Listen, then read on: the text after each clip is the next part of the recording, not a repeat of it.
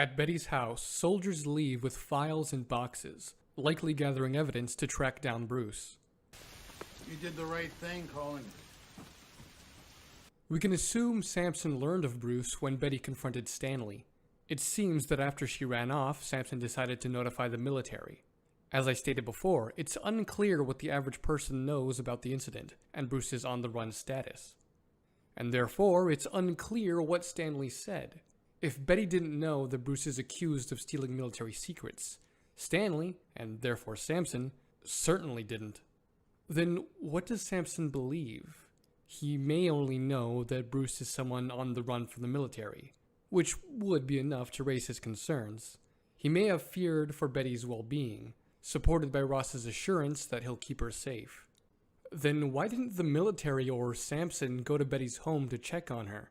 The military was fast enough to set up an ambush at Culver University, but they couldn't have tried sniping Bruce through the window of Betty's house? You could infer the following. They did monitor Betty's house for Bruce, and deliberately told Sampson not to go there. But they couldn't get a good shot at Bruce because he and Betty were too careful. They might have then assumed Bruce would try to flee via bus, so they would try to set up an ambush at Culver University. But none of this is ever stated. A throwaway line would have gone a long way to smooth out these events. And now I wonder why Bruce and Betty went to Culver University in the first place. It's a high-risk location given that Bruce used to work there. Were there no other places Bruce could have gotten on a bus? I don't know. Should be an incredible danger as long as she's with him. For who? He protected her. You almost killed her. Ross has to grapple with the fact that the dangerous monster he was trying to get Betty away from protected her while he could not. I give you my word, her safety is my main concern at this point. It's a point of professional pride with me that I can always tell when somebody's lying. And you are. Because of his reaction earlier, we know Ross does care for Betty. So this line from Sampson serves to reinforce how General Ross is conflicted between his hunt for the Hulk and his desire to protect Betty. Ross has prioritized capturing Hulk over keeping his daughters safe. That is the biggest problem with war, is not just the pain and suffering that it causes on the day, but the pain and suffering that is the legacy of war. And I see Thunderbolt as being a lot about that, the warping of his compassion as a human being. And the odd and wonderful irony that Stan Lee wrote into the comic is this juxtaposition between Ross, the arm of society, and this so-called monster in whose hide there lurks a wonderful conscience. One that's better able to take care of Thaddeus' daughter than Thaddeus himself. But I must stress that the only reason Betty was almost killed was due to several contrivances. Hulk takes shelter in a cave. Throughout the previous action sequence, Betty appeared shocked and horrified at the Hulk's rage and power. However, she still empathizes with him. Please get her! Please get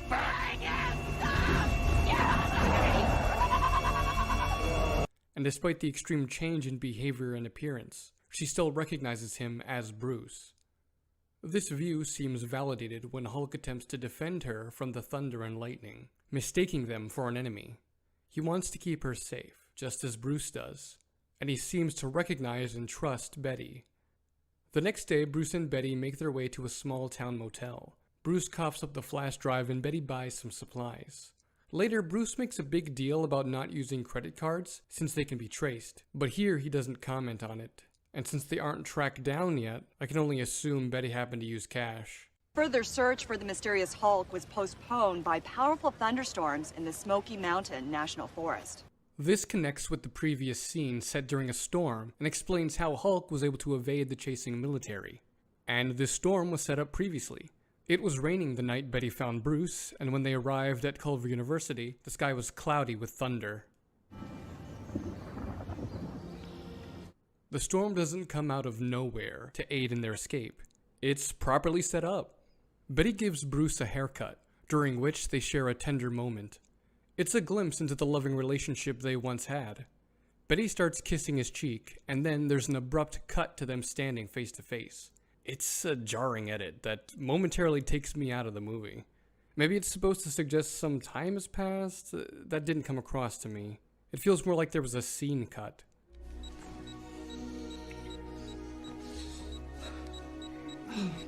Wait. We can't do this. I can't get too excited. Not even a little excited? Even sex, a core part of a romantic relationship, has been robbed from Bruce. The tragic implications are that so long as the Hulk lurks within him, Bruce can never have a family. He can never have a normal life. This conveys Bruce's tragedy more explicitly to the audience. Not that kind of explicit. The scene serves as an example of what Bruce has lost due to the Hulk. It can be more impactful to see it in real-time character interactions, rather than only being told verbally or through memory fragments. After the battle, Blonsky's looking worse for wear. Most of the bones in his body look like crushed gravel right now. I will say this for him. He's got a heart like a machine. Yet even in this state, he still displays the will to fight.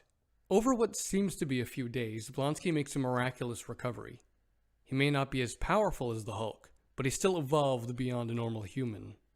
How do you feel? Pissed off. I'm ready for round 3. After his defeat at Hulk's hands, or foot in this case, he's left angry and vengeful. Blonsky wanted strength like the Hulk. Now he wants to prove he's stronger than the Hulk. That's even the playing field a little. And he'll endure another dose of super soldier serum to prepare. We can't use any of this, because they can track all of it. Well, my lip gloss, can they track that? You can take your lip gloss. Thank you. Well, you can take your glasses and your watch, okay? We can use most of it. We just can't use the credit cards, the ID, or the phone. I find this exchange strange. Bruce starts at one extreme, receives a minimal pushback, then immediately jumps to the other extreme. Maybe it's meant to be comedic. If so, that intention did not come through for me. They need money. Betty suggests selling her necklace. No, that's the only thing you have left from her. No. We'll have to try and get it back. The her they're referring to is probably Betty's mother, who is nowhere to be seen in the movie. This implies she died some time ago, and Betty only has the necklace to remember her by. The necklace was seen briefly in a prior scene, but this is the first time they've drawn any attention to it. This moment lacks weight, because they're forced to give up this significant item in the same scene we learn the item has any significance at all. They skipped the setup and went straight to the payoff. It's cheap. We just can't use the credit cards, the ID, or the phone. Don't most places require an ID to sell or pawn an item? Bruce uses the computer at a gas station to email Mr. Blue the data. What gas station has a public computer? The military intercepts it while searching for the use of the aliases Mr. Blue and Mr. Green. They got those back in Brazil when they recovered his laptop. This is a major payoff for that earlier setup. The military learns of Mr. Blue's true identity and that he works at Grayburn College in New York. They now know where Bruce is headed. This is rash of Bruce. Earlier, he sent his blood in the mail, but with a physical package, it's more difficult for an organization like S.H.I.E.L.D. to discover its significance and search its contents. There are algorithms that can search the internet for specific terms. There's no easy way to search all the mail in the US. If he makes a peep, we'll hear him. And when he slips up, we'll be ready. He feels safe and he makes a mistake. He sends an email and S.H.I.E.L.D. Intercepts that message. This at least confirms that the movie intends for Bruce's actions to be rash. The question now is, would Bruce be so reckless in this situation? Bruce doesn't know that the military recovered his laptop. Because of the Hulk out, he likely believes it was destroyed. As far as he's concerned, the email has no reason to attract unwanted attention. On top of that, Bruce has no access to the usual encryption program he uses. He doesn't have much of a choice if he wants to send the data to Mr. Blue. Add to this that Bruce may feel pressured to act quickly. While in the US, he's at higher risk of getting caught, and Mr. Blue has become his only hope at finding a cure. I wanted a ticking clock. I really wanted this movie to be a ticking clock. Is he gonna make it? Is he gonna get cured? Is he gonna, are you gonna catch him before? Are you gonna transform before? And that adds tension. I think it really worked. You can argue whether this desperation would be enough for Bruce to take this risk. But this then begs another question. Why not wait until getting to New York to hand Mr. Blue the data in person? Wouldn't that be safer? From a plot progression perspective, they need a way for the military to track where Bruce is headed so the third act can happen. But does the story sufficiently justify it? One reason I can think of that Bruce would do this is the fear of staying in the US too long. He sends the data ahead of time so that the cure can be administered as soon as he arrives. No downtime, and less chance of the military catching up to him. He might also fear losing the data on the way. He only saved it the first time by foreseeing a Hulk out and seizing a moment when he was hidden. Who knows if he'd be so lucky the next time? If he can get Mr. Blue the data ASAP, Bruce can be assured that a cure will be made despite what happens to him on the journey there. So, would Bruce reasonably send this sensitive data via email? I lean towards yes, but I think there's room for debate. Besides the question of would Bruce send the data, I have to ask if he even could. This is all the data concerning the radiation resistance research Bruce and Betty were working on. I imagine that's a lot of data. Bruce is using Outlook, which lets you send files up to 20 megabytes. Files can be compressed to 10% of their size without losing anything. So if the data was only a single gigabyte, the file would still be a whopping 100 megabytes. Impossible to send by email. Any way you slice this scene, you've got problems. With the money from the necklace, they buy a truck and drive to New York. Do you remember anything? Just fragments. There's too much noise. I can never derive anything out of it. But then it's still you inside it. No, it's not. In the cave, I really felt like it knew me. Bruce denies that he and Hulk are the same. Remember, he associates Hulk with hurting Betty. He doesn't want to believe that they are the same, because what might that say about him? He has gone to Brazil to be in exile because he's so ashamed and hurt by what he's done by becoming the Hulk. Maybe your mind is in there. It's just overcharged and can't process what's happening. I don't want to control it. I want to get rid of it. Hulk isn't even a person. He's an it, an incident to be avoided. No good can come from Hulk. You don't understand the power of this thing. It is too dangerous. It cannot be controlled. Due to her love for Bruce, Betty is able to see the humanity in Hulk that Bruce refuses to acknowledge. Here, despite his denial, she plants that idea in Bruce's mind. They approach New York and find that cars are being stopped for roadwork. However, the police presence raises Bruce's suspicions. They abandon the truck and hire a boat into the city. The implication is that the military are using the New York police force to search for Bruce, without immediately tipping him off. Why would they have police checking the bridges but not the water? Did they not consider Bruce would enter by boat? Or is it simply not feasible to watch the water traffic? I'm afraid I don't know enough about how New York handles its water traffic to make any definitive conclusions. They opt to take a taxi to Grayburn College instead of the subway, as they judge it to be safer and less stressful. The driver, however, turns out to be a fucking maniac. Breathe, breathe. Are you out of your mind? Asshole! I know a few techniques could help you manage that anger very effectively. You zip it. This is one of the few instances of Bruce telling a joke. We have seen very little humor from Bruce during his time alone and on the run.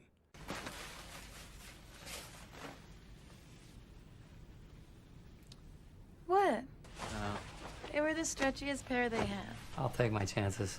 This lighthearted aspect of his character only appears after he reconnects with Betty. I think this indicates how she brings out Bruce's true self. It's a side of him that he lost when he lost her. They share so much in their hearts together, but also in their work together, and they just are the best of friends and share so much together. So the loss of that, along with an accident of some kind, was just very traumatic. They meet Mr. Blue, Samuel Stearns, at Grayburn College. Until now, our only exposure to Stearns was his messages to Bruce.